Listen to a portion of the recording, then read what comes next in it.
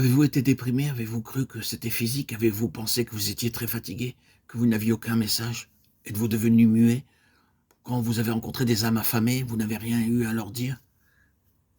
Vous avez cru avoir attristé le Seigneur? Ou bien quelqu'un est-il venu vous demander de l'aide et vous n'avez pas pu lui donner de réconfort? Ou bien encore certaines personnes sont-elles venues vous raconter certaines racontards en disant: «Savez-vous ce un tel a fait?» Ah vraiment? Ainsi, on cause, on médit et vous n'avez eu aucune puissance pour résister à l'ennemi et pour éteindre par une parole puissante et lumineuse cet esprit de bavardage, ces attaques de dépression que vous avez subies.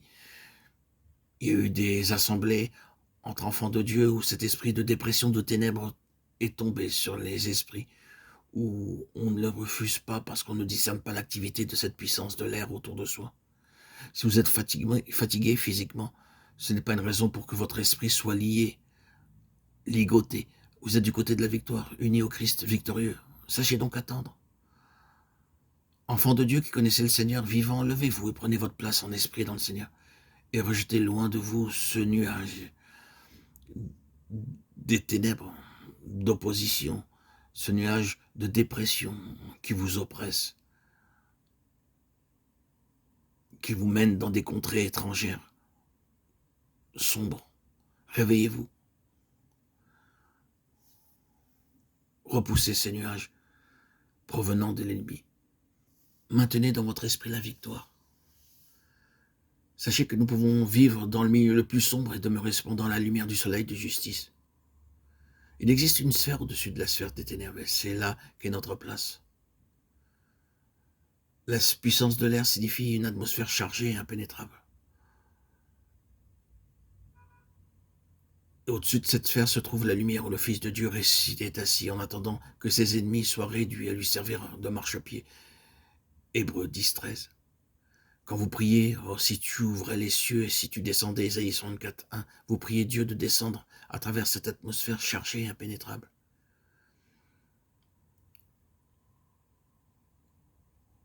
Le Seigneur a besoin d'un lieu ici-bas. Vous lui frayez un chemin par votre prière. Il peut ouvrir les cieux, il peut déchirer cette terre épais et opaque en réponse à nos prières et descendre en puissance merveilleuse parmi son peuple. L'apôtre nous dit qu'il faut veiller à cela avec persévérance et prier pour tous les saints et pour moi, afin que Dieu me donne la grâce de parler librement et avec hardiesse pour faire connaître le mystère de l'Évangile. Mais Paul, je croyais que tu avais reçu le baptême du Saint-Esprit, tu n'as pas besoin de nos prières pour que ta bouche s'ouvre hardiment, nous pourrions lui dire. Mes chers amis, mes frères et sœurs en Christ, Paul savait ce qui en était de cette guerre. Aucun homme ne peut prêcher l'Évangile si le diable peut l'arrêter. Et cependant, vous avez laissé cet homme parler en chair sans l'aider par vos prières. Vous avez laissé l'ennemi le tromper, l'induire à prêcher un évangile qui n'est pas l'évangile. Vous avez blâmé l'homme et vous n'avez pas compris que la puissance qui l'a aveuglé, qui l'a détourné du vrai chemin, était dans les airs. Il ne connaissait sans doute pas suffisamment la puissance de Dieu pour pouvoir résister à ces forces de l'air. Et le diable a attaqué son intelligence et y a mis toutes sortes d'idées que dans son cœur il ne dirait jamais s'il se rendait compte de ce qu'il disait.